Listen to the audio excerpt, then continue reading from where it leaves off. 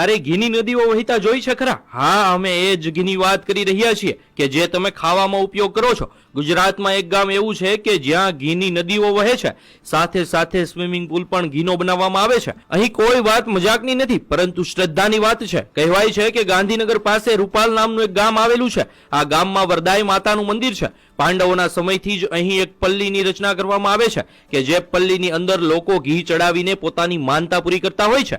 લોકોની માનતાઓને આ આસ્થા એટલી બધી વધારે હોય છે કે પલ્લીમાં ચડતા ઘીને કારણે આખા ગામમાં ઘીની નદીઓ વહેવા લાગે છે. હવે સવાલ થાય કે એટલું બધું ઘી આવે છે ક્યાંથી? તો જે પણ વ્યક્તિની માનતા હોય એ 5 કિલો 10 કિલો કે 15 કિલો ઘી માતાજીની પલ્લી પર ચડાવે છે અને પોતાની માનતા પૂરી કરે છે. આ રીતે ગામ આખું ઘીથી તરબોળ થઈ જાય છે. આ તો શ્રદ્ધાની વાત છે, પરંતુ માતાજી આવી રીતે ઘીનો બગાડ કરવાનું ક્યારેય ન કહી શકે. હા, શ્રદ્ધા પૂરી કરવા માટે આપણે પલ્લીમાં ઘી ચડાવવું જ જોઈએ, પરંતુ આવી રીતે ઘીનો બગાડ કરવો એ યોગ્ય નથી. કહેવાય છે કે આ ઘી કે જે રસ્તા પર હેમખેમ પડ્યું હોય છે એને કેટલાક ગરીબ લોકોમાં વિતરણ કરી દેવામાં આવે છે. રસ્તા પર પડેલું આ ઘી ખૂબ જ ગંદા સ્વરૂપમાં હોય છે, જે ખાઈને ઘણાના સ્વાસ્થ્ય પણ બગડી શકે છે. માતાજીની શ્રદ્ધાનો સવાલ છે તો આપણે જરૂરથી પલ્લીમાં ઘી ચડાવીને આપણી માનતા પૂરી કરવી જોઈએ, પરંતુ આવી રીતે ખરેખર ઘીની નદીઓ વહેડાવી ન જોઈએ અને તેમને બાળકોના પોષણ આપવા માટે ઉપયોગમાં લેવું જોઈએ. સદીઓથી આ પ્રથા ચાલી રહી છે, તેની સાથે લોકોની આસ્થા જોડાયેલી છે અને આસ્થા ખરેખર સાચી પણ છે. પણ ભગવાન જ કહીને ગયા છે અને આપણા શાસ્ત્રોમાં પણ લખ્યું છે કે અન્નનો બગાડ ક્યારેય કરવો ના જોઈએ. એ ખરેખર ભગવાન જ છે. અહીં ઘીનો બગાડ આપણે ચોખ્ખો જોઈ શકીએ છીએ, તો ખરેખર આ બાબતથી આપણે થોડુંક જાગૃત થવું જોઈએ. ગુજરાતમાં આજે પણ 10%થી પણ વધારે લોકો કુપોષિત છે અને કુપોષિત બાળકોનો જન્મ પણ થયા રાખે છે. માતાને ચડાવવામાં આવતા ઘીથી ઘણા બાળકોને પોષણ મળી શકે એમ છે, તો આવા ઘીનો ઉપયોગ ગુજરાતમાં કુપોષિત બાળકોને પોષણ આપવા માટે કરવો જોઈએ. આ બાબતે તમારું શું માનવું છે? કોમેન્ટમાં જરૂર જણાવજો.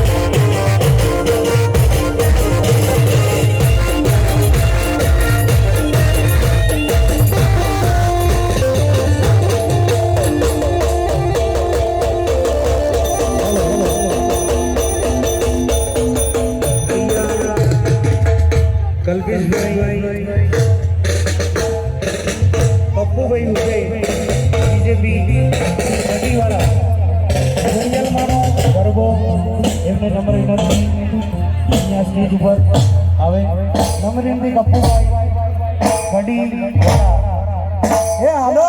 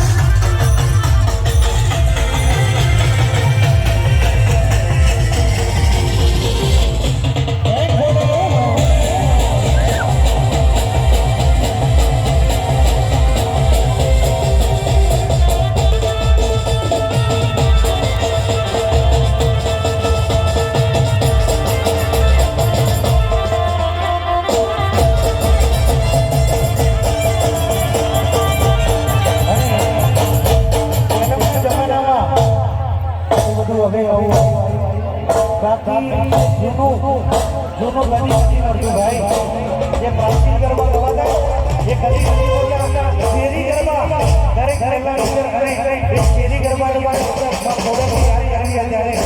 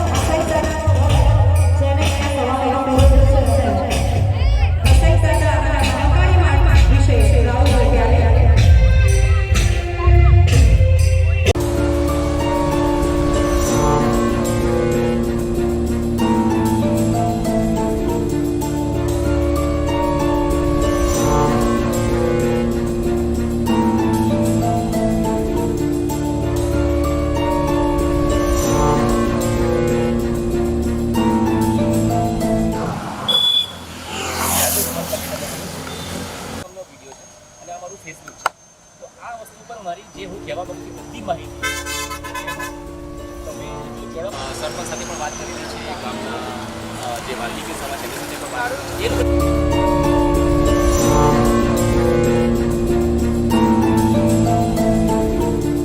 તો મારા હાથમાં છે કે મારે શું કરવું છે, ભક્તોના હાથમાં છે ભક્તોને શું કરવું છે. તો બસ એ જ ઈચ્છા છે કે હું ભક્તોને સમજાવું છું. મારો નંબર પણ છે, વોટ્સએપ પણ બનાવી છે, યુટ્યુબમાં વિડીયો પણ છે મારા. હું 11 મહિના ત્યાં કામ કરું છું. માતાજી મને કોઈ નુકસાન નથી કપાયું. મને વિઝા પણ એમને આપ્યા, માર્ચ મહિનામાં આપ્યા વિઝા. હું 10મા મહિનાથી આ કરું છું, બરાબર. વિચારો મારા પર જો વિરોધ કર્યો, મારો વિરોધ લાગ્યો હોત માતાજીને તો મારું શું કરી નાખ્યું હોત બોલો. ગામવાળા તો એમ જ કહે છે તમે આવતા વર્ષે જીવતા હોવાની વાત નથી. હવે આમે 65 વર્ષો થયો છું, જ્યારે લઈ જાઉં ત્યારે લઈ જશે. પણ હું ઘી તો બચાવવા મહેનત કરી શકું ને, ઘી બચાવવાની મહેનત કરું છું. હું એમ તો નથી કહેતો પ્રથા બંધ કરો. આપણે ભાઈ ઘી એક ચમચી ચડાવો ને, આખો ડબ્બો ઊંધો ના પડતા. પણ હું કોકને ગરીબ ના આપી, તમે મને ઘી આપશો ને. ટ્રસ્ટી તો કહે છે કે અમારો પ્રસંગ જ નથી, ગામવાળાનો પ્રસંગ છે. ગામવાળા કહે છે ને અમે તો ઢોળવાના જ છે, અમે તો નદી દેખાવી જોઈએ ગામમાં. પણ એ મૂર્ખાઓને ખબર નથી કે નદી દેખાય છે કે કાદો ક્રિકેટ થાય. ગામવાળા મેં કીધું એ તમે 50% માણસ એવા છે રૂપાલ ગામમાં કે જે ચમચી પણ ઘી નથી ચડાવતા, જે મને ફોન કરીને કહે છે કે આદિશ અમે તમે બરાબર છો, તમે કરો બરાબર છે, અમે તમારી સાથે જ છીએ.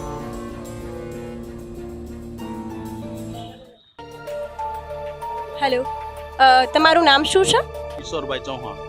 તો રૂપાલ ગામમાં જે 5000 વર્ષ જૂની પરંપરા છે કે વરદાયની માતાજીને ઘી અભિષેક કરવામાં આવે છે, તો રાધેશ્યામજીનું કહેવું એવું છે કે જે આ અભિયાન જે છે તે થઈ રહ્યો છે તો તેમાં ઘી જે છે તેની નદીઓ તે ગામમાં વહેતી થાય છે. તો તેમનું કહેવું એવું છે કે આ જે ગામમાં જે નદીઓ વહેતી થાય છે તેના બદલે માતાજીને એક ટીપું ઘી ચડાવીને બીજું જે ઘી છે તે પછાત વર્ગના લોકોને ડાયરેક્ટ આપી દેવામાં આવે. કેટલાક લોકો તેનો વિરોધ પણ કરી રહ્યા છે, તો કેટલાક લોકો તેનો એ સહકાર પણ આપી રહ્યા છે. તો આ અંતર્ગત તમારું શું કહેવું છે કે જે આ પરંપરા જે છે તે ચાલતી આવે છે, તો જે આ પરંપરા છે તે રોકાવી જોઈએ કે પછી જે પરંપરા છે તે ચાલતી રહેવી જોઈએ? તમે શું કહેશો આ વિશે? પરંપરા એ જૂની પરંપરા હોય છે, પરંતુ પરંપરાની કંઈક મર્યાદા હોય છે. પણ એ પરંપરામાંથી આપણે કંઈક શીખીને કંઈક સારું કાર્ય કરવા જઈ રહ્યા છે ને તો ઉત્તમ કાર્ય છે. અને લોકોના કામ માટે આવે એ અતિ મહત્વનું છે અત્યારે. અને જે વધારે ખરેખર ખોટો બગાડ થાય છે એ ખરેખર સાચી રીતે ઉપયોગમાં આવે તે અતિ મહત્વનું છે. એટલે આ કાર્ય હું ખરેખર સારી રીતે સમજુ છું કે સારું કાર્ય છે. આ જે અભિયાન છે સારું છે, લોકોના હિત માટે છે, લોકોના ઉપયોગ માટે થાય છે અને ખોટું બગડતું પણ અટકે છે. તમારું નામ શું છે? કિશોરભાઈ ચૌહાણ. તો કિશોરભાઈ ચૌહાણે જણાવ્યું તે અનુસાર કહી શકાય કે તેમનો જે કહેવાનો હેતુ છે કે જે અભિયાન ચાલી રહ્યું છે તે એકદમ બરાબર છે. તો કેટલાક લોકો તેને સાથ સહકાર આપી રહ્યા છે, તો કેટલાક લોકો આ અભિયાનનો વિરોધ કરી રહ્યા છે. તો તમે શું કહેવા માંગો છો તે તમે ચોક્કસથી જણાવશો. તારીખ 5 ઓક્ટોબર 2023 રૂપાલ પલ્લી રથના સ્વયંસેવકો પ્રણામ. જય જય શ્રી વરદાઈ માતાજી. પલ્લીમાં રથ પર ઘી અભિષેકની કેટલા વર્ષ જૂની પરંપરા છે. પરંપરા કેવી છે તે અમને લેખિતમાં પુરાવા સાથે જાણવા માગીએ છીએ.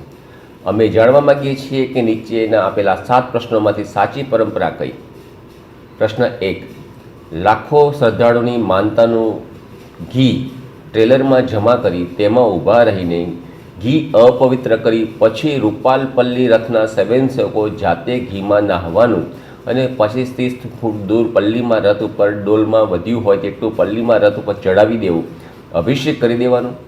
પ્રશ્ન 2, પ્રશ્ન 1 વત્તા માતા શ્રી વરદાયીના પલ્લીમાં રથ ઉપર ઘી અભિષેક કરવાનું પરંપરા છે કે ટૂંક સમયમાં જ રજિસ્ટર ઈડી દ્વારા 5 પલ્લી મંડળ અને 1 ટ્રસ્ટીને પોસ્ટ કરવાનો છું?